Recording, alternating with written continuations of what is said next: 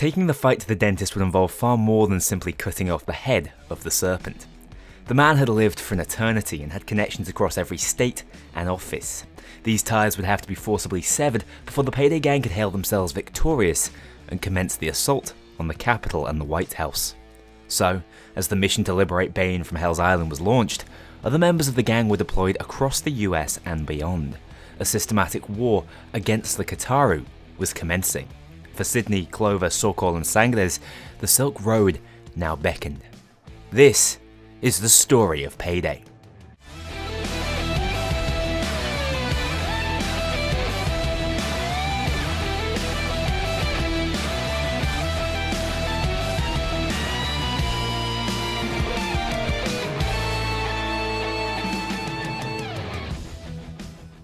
It was time to tie up loose ends south of the border.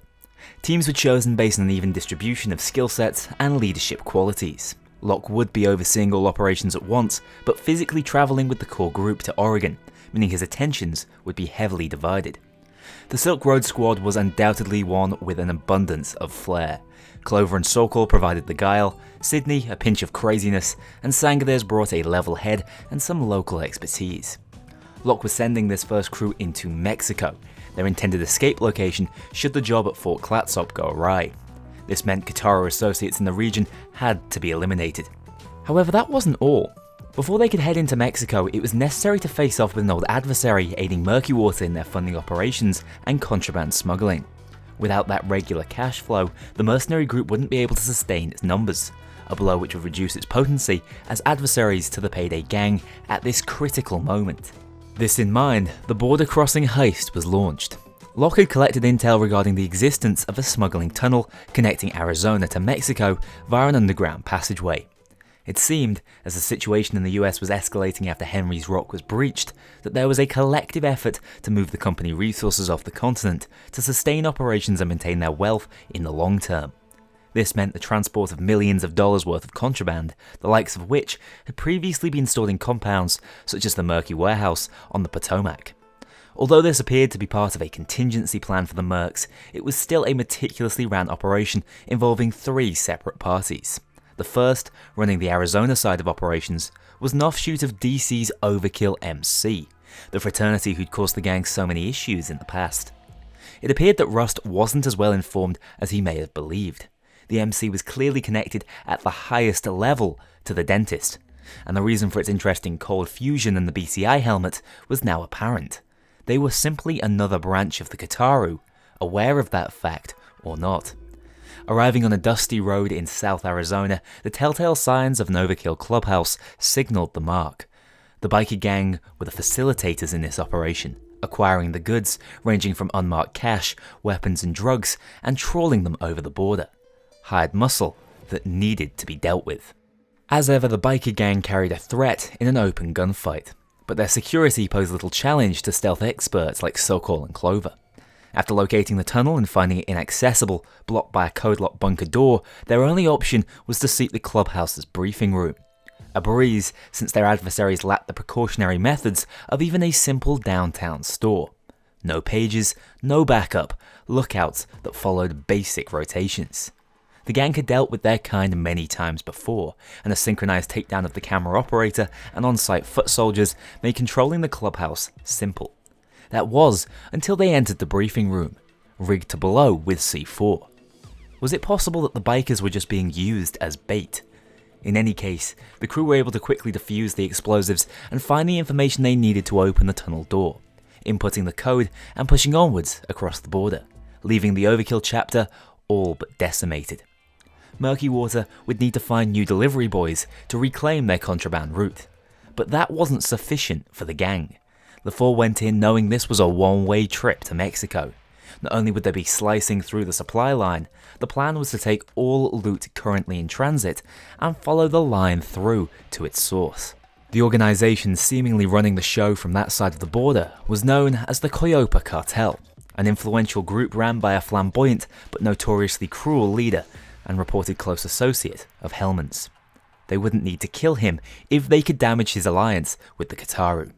For that, stealth was no longer the most effective way to proceed. Instead, they chose to gun down the unsuspecting cartel members at first sight, drawing the attention of the Murkies stationed nearby. You see, it was expected that the company itself would send troops to oversee the operation, knowing this was a major artery for the organisation and that the Payday gang would be guaranteed to target it. Hoping to cut them off immediately, this was their best chance at stopping the Payday gang's march into Mexico. Little did they know, by the gang drawing them out here, the crew simply ensured one fewer nemesis across the border. Not only did they begin to tear the compound to shreds, they also pilfered the contraband that could be resold, loading up a private jet set to carry some of the Murkywater company's remaining relics over to Europe with all they could find. The crew noted the methamphetamine cooking stations littered around the compound. Clearly, the Coyopas had a side business, which could provide an opportunity to the gang should they wish to return at a later date. For now, however, it was about dealing a sucker punch to the Kataru. Meanwhile, unbeknownst to the gang, stationed at the compound was an associate of the dentist, a man named Salvatore. Prior to going loud, he was overheard on the phone to a compatriot, Giovanni, who is currently with the dentist in Kento at Hell's Island. From what they were able to decipher, Bain was resisting torture, and the dentist was conspiring to flee the US using Italian forgeries of his and Kento's passports. The gang also heard mention of a Russian and an unknown female boss. They couldn't have been talking about Vlad, could they? He may have been cooperating for now, but he was hard enough to trust as a contractor, let alone a confirmed Kataru King. He'd been mislabeled as a Russian in the past, after all. However, this really wasn't the time or place to be getting distracted. The four redoubled their efforts in gathering all the loot stored in the crates and hangars nearby and loading them into the plane for takeoff. After finally fueling her up and dispatching of Salvatore and the passports, the crew blew the runway gates wide open and took off deeper into Mexico with their spoils. The Mercs were decimated, and news soon came in from Locke that the dentist was on the run, now consolidating forces in the capital. The border crossing was a great success. The Coyopa alliance was in tatters, and after securing a safe house in Mexico, the four were scheduled for a return to DC. But things are never that easy. The war at the border had come to Vlad's attention. Somehow, he was caught up in the affairs of those Italians, although it still wasn't clear which side he was playing exactly. What was clear is that he knew more than he was letting on, and that Murkywater plane had been important to his plans. He was also acquainted with Bullock, the leader of the Coyopas, and well aware that the Kataru worked through them. Cooperating with the madman was hardly ideal, but he was characteristically persuasive, and his support could be vital in the war to come. The job he was demanding of the crew was in San Martin, presenting an opportunity to deal greater lasting damage to the Kataru at a bank in the quiet town near the Silk Road safe house. Vlad claimed it was a cartel bank, puppeteered by the Coyopas for their money laundering needs. Apparently, it also housed treasures of the Romanov dynasty, which were beyond valuable. Vlad referring to these items as heirlooms was perplexing, but surely just another of the Ukrainians' tall tales. In any case, it was impossible to refuse the opportunity to dig deeper here. After all, Sokol was an expert when it came to bank jobs. With Vlad's offer accepted, and the man he promised on the way, the four assembled in the early morning at the town square to await his entry plan. They weren't left waiting for long, as a familiar voice contacted them over the radio. Harudin, Vlad's brother-in-law, was their accomplice. To call this a plan would be doing it greater justice than it deserves. The scribe was clearly not cut from the same cloth as the healer, proven when Harudin sped his armoured vehicle straight through the front of the bank. Acting quickly, as panic shot through the ranks of the bank's security, they attached the car to the front panel on the teller's booth and ripped it away. A dangerous and callous operation that somehow paid off. Harudin fled the scene immediately, drawing a portion of the Federales' response after him. As for the other four, it was time to get to business. The Mexican assault units were armed to mimic the Payday task force, bringing all the usual suspects to the fight, making this no walk in the park. Fending off the first responders, they located the vault in lockdown after their sudden arrival. Server access was required to proceed, so they coerced the building's IT specialist to hack open the gates. Once over the first hurdle, they'd need a way into the vault itself. For that, they'd be calling on an old friend, the Beast. Assembling the parts as they did during Big Bang, it would only take a matter of minutes for the Beast to go to work, even up against an Aparte Kataru vault. In the meantime, Vlad had mentioned deposit boxes, which flanked the main vault area. Soaring through, they found an old cassette player and a tape labelled El Russo. When questioned, Vlad implored the gang to burn all evidence of it. Of course, that wasn't an option. Hello, Dad. Status, please. What status? You were supposed to take care of things. Will you still deliver what was promised?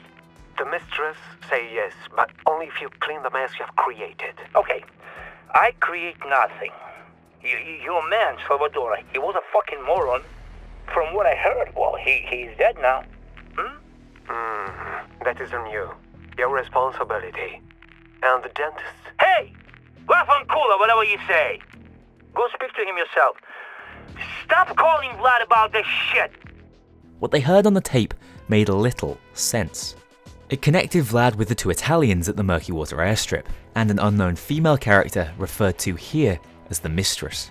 But he'd already implied that for himself. More concerning was how the dentist fit into all of this. Without a doubt, something else was at play here.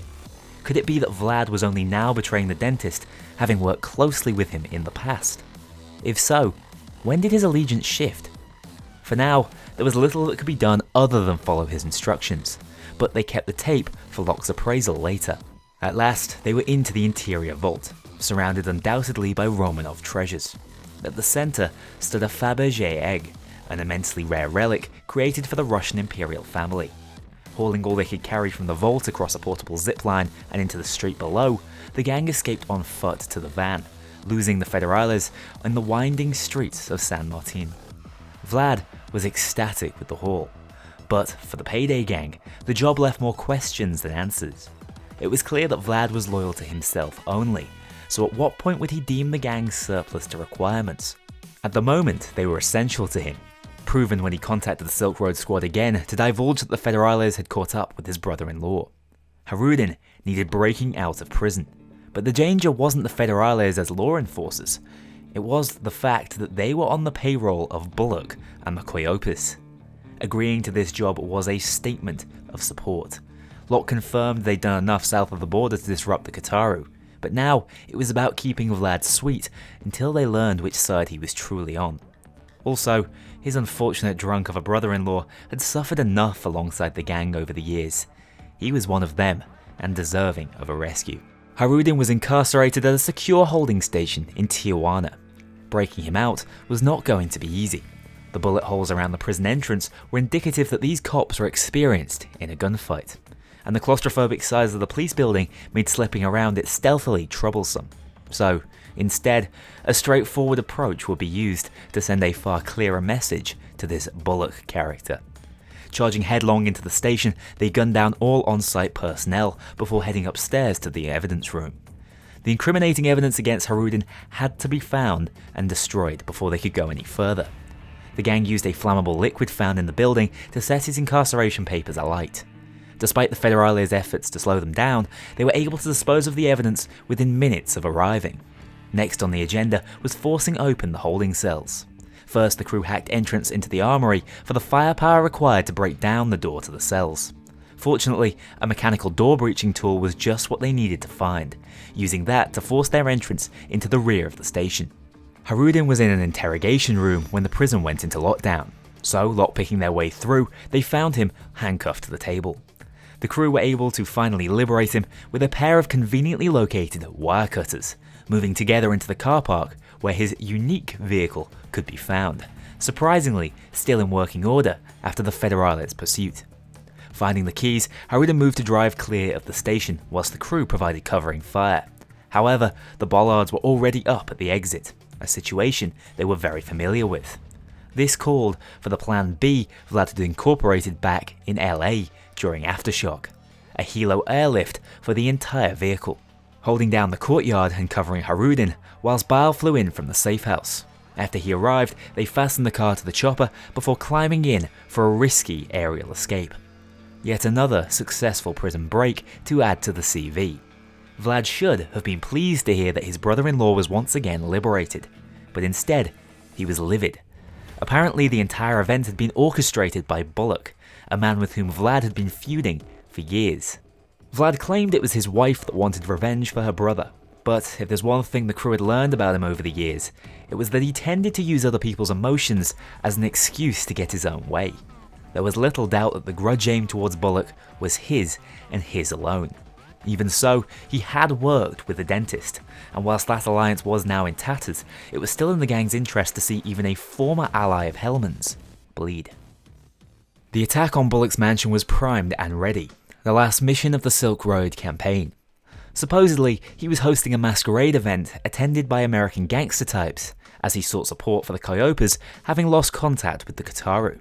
This was the perfect excuse to shoot the mansion up and remind the criminal underworld that the Payday gang were no longer in hiding. Entering through the front gate with thermite, they took down Bullock's mansion security, including his personal bodyguards. This didn't mean they were in the clear, however. Bullock had the Federales on standby for a situation just like this.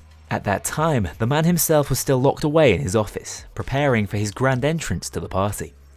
Locke had managed to bribe solid intel out of his prior associates and partners, confirming that the door he hid behind had a unique, unbreachable lock mechanism, meaning they'd need to search the entire mansion to find a way in. Fortunately, they also mentioned his inner sanctum, found in the lower portion of the mansion, the secret entrance to which was marked by Bullock's god, the Grim Reaper.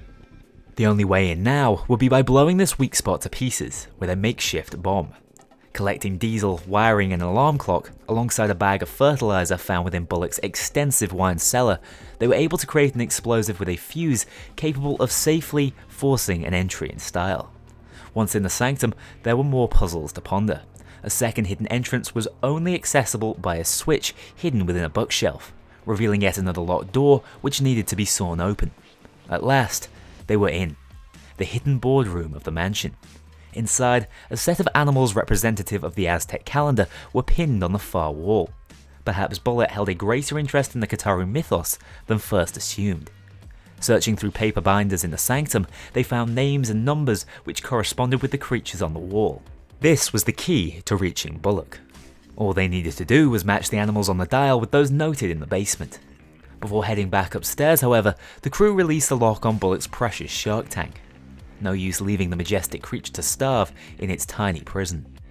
Just as they'd assumed, the animals on the door functioned like buttons on a keypad. Pressing in the 4 they'd found below unlocked the mechanism. As the dial rotated, opening the entranceway, there he stood, in his peacock-feathered mask and tailored finery. Seeing the 4 crosshairs trained on him, the Kingpin began to back up, offering terms of a truce. No chance. He was nothing but a pawn of the Kataru. The first hit launched him over the railing and into the sea below. There, what should emerge but his own once captive shark. This was the poetically bloody outcome Vlad could only have wished for, as the shark wasted no time in dragging Bullock below the surface, never again to emerge. The death of their employer didn't stop the Federales from upping the ante as the crew prepared for escape. First though, Vlad implored the gang open up his safe.